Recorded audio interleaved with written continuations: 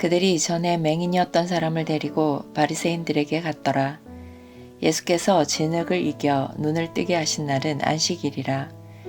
그러므로 바리새인들도 그가 어떻게 보게 되었는지를 물으니 이르되 그 사람이 진흙을 내 눈에 바르매 내가 씻고 보나이다 하니, 바리새인 중에 어떤 사람은 말하되 이 사람이 안식일을 지키지 아니하니 하나님께로부터 온 자가 아니라 하며, 어떤 사람은 말하되 죄인으로서 어떻게 이러한 표적을 행하겠느냐 하여 그들 중에 분쟁이 있었더니, 이에 맹인되었던 자에게 다시 묻되 그 사람이 내 눈을 뜨게 하였으니 너는 그를 어떠한 사람이라 하느냐.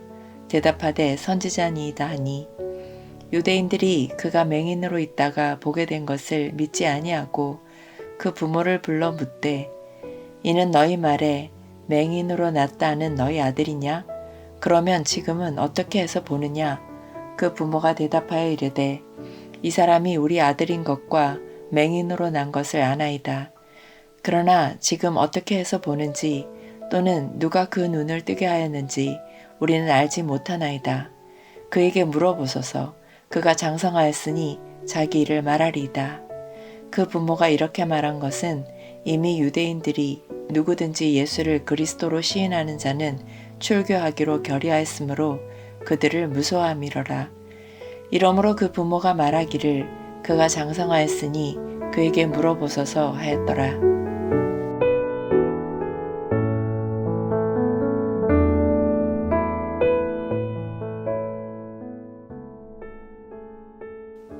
오늘 우리는 요한복음 9장의 한복판으로 들어갑니다. 날 때부터 맹인이 되었던 한 사람이 예수님의 은혜로 눈을 뜨게 된 가슴 벅차고 찬란한 기적의 현장입니다. 평생을 칠흑 같은 어둠 속에 갇혀 지내던 사람이 처음으로 빛을 보았습니다. 세상의 색깔을 보았고 사람들의 얼굴을 보았습니다. 온 동네가 잔치를 벌이고 하나님을 찬양하며 기쁨의 눈물을 흘려야 마땅한 날입니다. 하지만 오늘 본문이 그려내는 풍경은 너무나도 차갑고 서늘합니다. 기쁨의 찬양 대신 날선 신문이 오갑니다. 축제의 자리에 할 곳에 법정이 열렸습니다. 사람들의 눈빛에는 경이로움 대신 의심과 두려움 그리고 분노가 가득합니다. 도대체 무엇이 이토록 눈부신 은혜의 사건을 이렇게 차갑게 얼어붙게 만들었겠습니까? 오늘 본문에는 세 부류의 사람들이 등장합니다. 이웃들, 바리새인들, 그리고 맹인의 부모입니다. 이들을 통해 우리 자신의 내면을 돌아보는 기회가 되었으면 합니다. 이 사건의 발단은 참으로 기이합니다. 예수님께서 진흙을 이겨 맹인의 눈에 바르시고 실로암 못에 가서 씻으라 하셨습니다. 그리고 그가 눈을 뜨고 돌아왔습니다. 이 놀라운 광경을 목격한 이웃 사람들은 기뻐하기보다 당황했습니다. 그들은 이 사람이 정말 그 거른이 맞는지 서로 논쟁합니다. 그러다가 결국 그를 바리새인들에게 데리고 갑니다. 도대체 왜 그를 종교 지도자들에게 끌고 갔겠습니까? 14절은 그 이유를 알려줍니다. 예수께서 진흙을 일겨 눈을 뜨게 하신 날은 안식일이라. 바로 안식일이었기 때문입니다. 예수님이 안식일에 맹인의 눈을 고치셨습니다. 안식일은 하나님의 치유와 회복이 임하는 날입니다. 이 날은 참된 생명의 안식이 임하는 날입니다. 이는 장엄한 사건입니다. 무너진 폐가와 같은 인간을 하나님이 다시 지으십니다. 이어서 눈부신 새 창조의 순간이었습니다. 그러나 바리새인들은 어땠습니까? 그들의 눈에는 생명의 회복이 보이지를 않았습니다.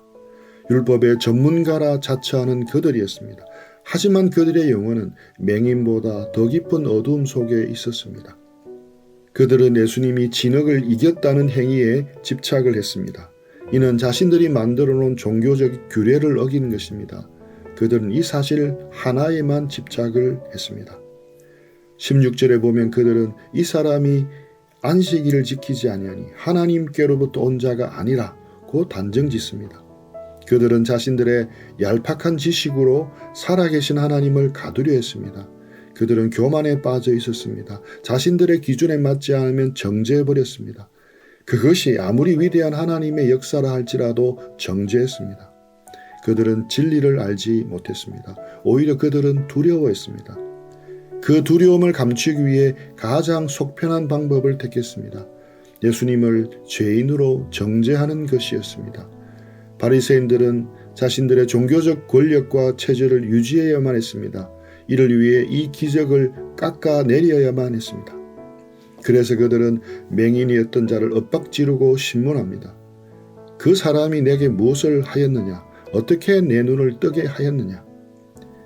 그들은 그에게 은혜를 베푼 분이 누구인지에 대해서는 관심이 없었습니다. 오직 꼬투리를 잡기 위한 질문만 던졌습니다. 참으로 가련한 영혼입니다. 그들은 스스로 모세의 제자라고 자부했습니다. 실상은 진리와 가장 동떨어진 사람들이었습니다. 그들은 철저히 눈먼 자들이었습니다. 바리새인들의 끈질긴 신문에도 불구하고 맹인이었던 자는 굴복하지 않았습니다. 그는 정직하고 담대하게 대답을 했습니다. 17절 그가 선지자니이다. 그는 아직 예수님이 하나님의 아들이심을 온전히 알지는 못했습니다. 하지만 적어도 자신에게 일어난 이 놀라운 기적이 하나님으로부터 온 것임을 부인할 수 없었기 때문입니다. 그의 거침없는 대답에 당황한 바리새인들은 이제 마지막 수단을 꺼내야 듭니다. 바로 이 맹인의 부모를 소환한 것입니다. 그들은 부모의 입을 통해 아들이 날 때부터 맹인이 아니었다는 증언을 끌어내고 싶었습니다. 그렇게 된다면 예수님의 기적은 사기극이 되고 모든 위협은 사라지기 때문입니다. 부모가 종교재판석에 섰습니다. 상상해 보십시오. 수십 년 동안 앞을 보지 못한 아들이었습니다. 이스라엘 사회에서 장애를 가지고 태어났다는 것은 곧 저주로 여겨지던 시대였습니다. 그들은 부모로서 평생을 죄책감과 수치심 속에서 살았습니다.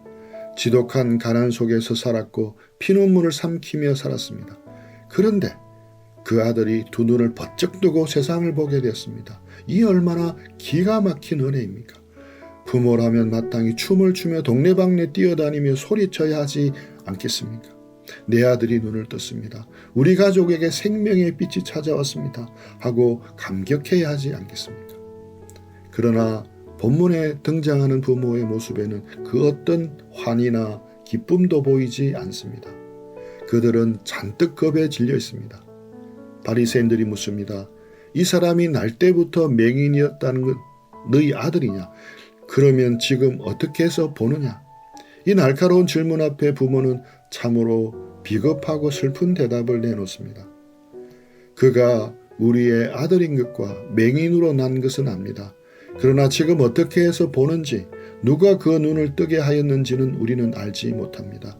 그에게 물어보십시오. 그가 장성하였으니 자기의 일을 말할 것입니다. 이 부모가 정말 몰랐겠습니까? 아닙니다. 아들이 눈을 떴다는 사실을 어떻게 모를 수가 있겠습니까? 누가 그 눈을 뜨게 했는지 아들을 통해 다 들었을 것입니다. 이 기적이 예수라는 분을 통해 일어났다는 진실을 부모는 명백히 알고 있었습니다. 첫 번째 질문인 이 사람이 너희 아들이 맞느냐에는 부인할 수 없는 명백한 사실이었기 때문에 맞다고 대답했습니다. 하지만 어떻게 보게 되었느냐는 두 번째 질문에는 철저히 모른다고 발뺌을 합니다. 심지어 그가 장성했으니 그에게 물어보라고 아들에게 모든 책임과 화살을 떠넘겨버립니다. 자신의 몸에서 난 자식이고 평생 저주에서 방금 벗어난 그 가엾은 아들입니다. 그들은 그 아들을 살아온 이리떼 같은 바리새인들 앞에 홀로 던져버린 것입니다. 부모로서 어찌 이리도 무정할 수 있겠습니까? 사도 요한은 22절에서 그들이 왜 이런 비겁한 선택을 했는지 그 이유를 고발합니다. 그 부모가 이렇게 말하는 것은 이미 유대인들이 누구든지 예수를 그리스도로 신하는 자는 출교하기로 결의하였으므로 그들을 무서워함이더라. 바로 출교에 대한 두려움 때문이었습니다. 당시 유대 사회에서 출교라는 것은 단순한 징계가 아닙니다. 그것은 사회적 사형 선고였습니다. 회당에서 쫓겨난다는 것은 하나님과의 언약 백성에서 끊어짐을 의미했습니다. 아무도 그들과 물건을 사고 팔지 않았고 이웃과 친척들조차도 교류를 끊어버렸습니다. 가족의 생계가 무너집니다. 평생을 쌓은 삶의 터전에서 하루아침에 이방인 취급을 받습니다. 철저히 고립되는 형벌이었습니다. 부모는 바로 그것을 두려워했습니다. 그들은 예수님의 은혜가 얼마나 소중한지 알았습니다. 아들에게 일어난 기적을 두 눈으로 보았습니다. 그럼에도 불구하고 당장의 불편과 손해가 두려워 진실의 눈을 감아 버렸습니다. 신앙적 양심보다는 눈에 보이는 권력과 사회적 안정을 지키기로 작정한 것입니다. 그들은 살기 위해 진리를 외면했습니다. 하지만 그것은 참된 생명을 버리는 행위였습니다. 스스로 어둠 속으로 다시 걸어 들어가는 행위였습니다. 이는 영적 자살 행위와 같았습니다. 형제 자매 여러분, 바리새인들은 어둠을 사랑하여 그 빛을 거부했습니다. 그들은 종교적인 기득권, 율법의 지식, 회당이라는 낡은 시스템을 지키기 위해 생명의 주관자를 배척했습니다. 그들은 빛이 없는 등불만을 보여잡고 있는 눈먼 자들이었습니다. 그리고 이 부모들은 어떠합니까?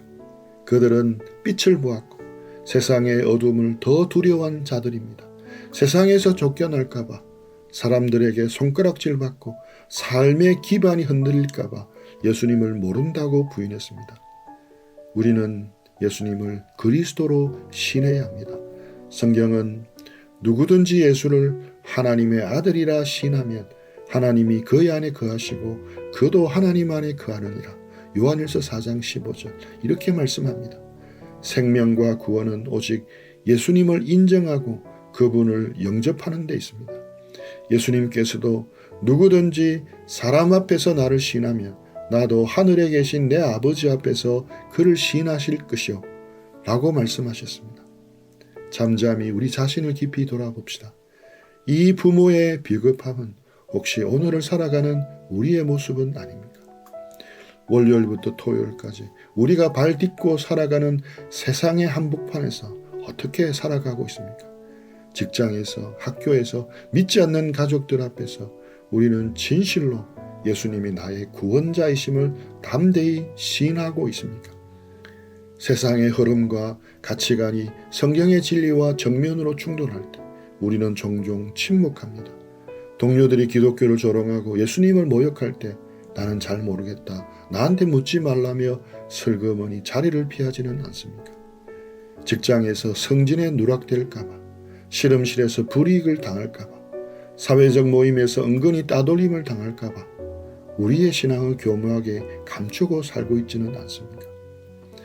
우리는 예수님이 주시는 축복과 위로는 원합니다. 하지만 예수님 때문에 받아야 할 고난과 손해는 철저히 회피하려고 합니다. 부모가 아들에게 책임을 전가했듯 우리도 그건 목사님들이나 할 일이지 나 같은 평신도가 뭘 할 수 있겠어라며 핑계를 대고 있지는 않은지 돌아보면 좋겠습니다. 우리는 진정으로 영생의 가치를 알아야 합니다. 세상이 본질적으로 절망과 어둠이라는 사실을 깊이 깨달아야 합니다.